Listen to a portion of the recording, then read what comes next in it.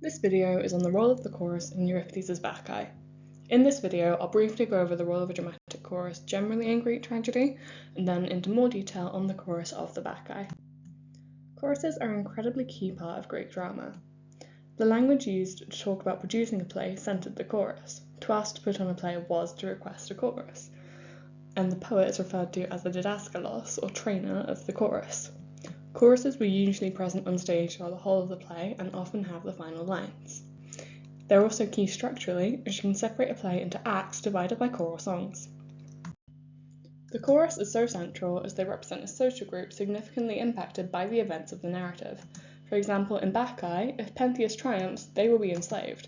As he says here, "As for these women you have brought with you, the chorus, as your partners in mischief, either I shall sell them, or, when I have stopped their clapping and drum beating, keep them as slaves to tend my looms." The chorus are not a microcosm of society at large, but rather of a particular social group who all have something connecting them. A good modern analogy for a chorus is a protest. A group with a common interest come together to voice their opinions. Bacchae is one of the many plays named after its chorus, a group of female Bacchants from Lydia. They're on stage throughout the play after Dionysus introduces them in the prologue. They have 5 choral songs and several passages of speech, including the final lines, which can be seen at the bottom here. Choral songs were generally accompanied by an aulos, which is a wind instrument like a double flute shown on the right-hand side of the screen here, as well as dancing. While this may seem unusual to us, 5th century Athens was steeped in performance culture, and almost every major event had some form of choral performance. It was a natural way for a group to express their emotions, and these varied forms of choral performances are manipulated in the Bacchae for dramatic effect. For example, we know of many choral songs of victories, as well as funeral dirges. These events were both incomplete without their accompanying songs. In Bacchae, after Pentheus's gruesome death is reported, the chorus would be expected to sing the standard song, a funeral lament. However, the chorus seemed to sing a victory ode. "Let us dance for joy in the Bacchic gods' honour, let us dance for joy at their calamity, you Theban Bacchants, famous is the song of victory you have won, famous for lament, for tears. A fine endeavour it is to drench one's hands in the blood of a child." Their celebratory attitude seems entirely out of place, and it's a sharp tone change, subverting audiences' expectations. Bacchae is often seen through polarities. For example, the controllable city of Thebes and the wild of Kithairon. The chorus revealed the grey area between these. One example of this is the continued use of hunting imagery between the chorus and Pentheus. The chorus describes themselves as like prey or vulnerable animals. For example, in this quote, they are described as like a colt with its grazing mother. Meanwhile, Pentheus is often described as a hunter. In this quote, he is a dread huntsman and a houndsman, while the chorus are the fawn which he is hunting. This image is reversed when Pentheus falls for Dionysus' trap.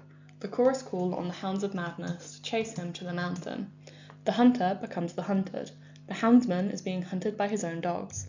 There are several references to Actaeon, who was torn apart by his own hunting dogs and also was from Thebes, in the Bacchae, which adds a layer of significance to this image being used for Pentheus.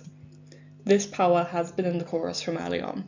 They describe eating the raw flesh of their catches, the glad meal of raw flesh. The chorus are both predator and prey, revealing the complex and multifaceted nature of the chorus, their polyphony. The chorus are incredibly self-referential. Before they even arrive on stage, Dionysus calls on them to take up their drums, which may have been similar to modern tambourines, as we can see in the painting here, and were heavily associated with the cult. As he says, "Take up the drums that are native to Phrygia, drums invented by Mother Rhea and by me." It's likely that they were actually playing these drums in their entrance song, rather than the standard aulos, to create a more Bacchic scene. There are several passages of choral speech which can be read as entirely self-referential, such as the one below. "Sing Dionysus' praises, the deep roaring drums, making ecstatic cries to the god of ecstasy, with Phrygian shouts and exclamations, when the lovely pipe shrills, all holy, its holy songs in concert, to those who go to the mountain, to the mountain." The chorus likely enacted this as well as singing about doing it. The dramatic action is a group of women worshipping Dionysus through dance and song. The real action is a group of choral actors performing at a festival to honour Dionysus through dance and song. The line of separation between these two blurs. The fictional chorus seems self-aware of their role within the play. As their dramatic action transforms Thebes, the chorus transforms the stage. Their entry song is about Dionysus entering the world and the cult's origins. The ritual of entrance accompanies its actuality. When they describe shaking up Thebes into dancing, forthwith the whole land shall dance when Bromios leads the worshipful bands, the audience would literally have been shaken up by their dance due to the unstable and temporary seating. As the chorus refers to itself, the distance between the real and the dramatic action collapses, dissolving yet another boundary between the real and the fictional. To recap, choruses are incredibly central to Greek theatre, even down to the language used to describe it. Bacchae is no exception. Bacchae's chorus is present in almost every scene and are very multifaceted. They're often described paradoxically.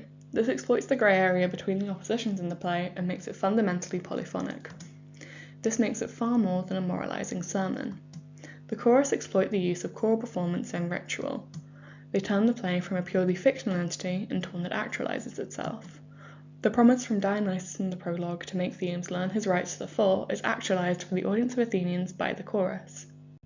Here is some further reading if you are interested, and thank you so much for watching.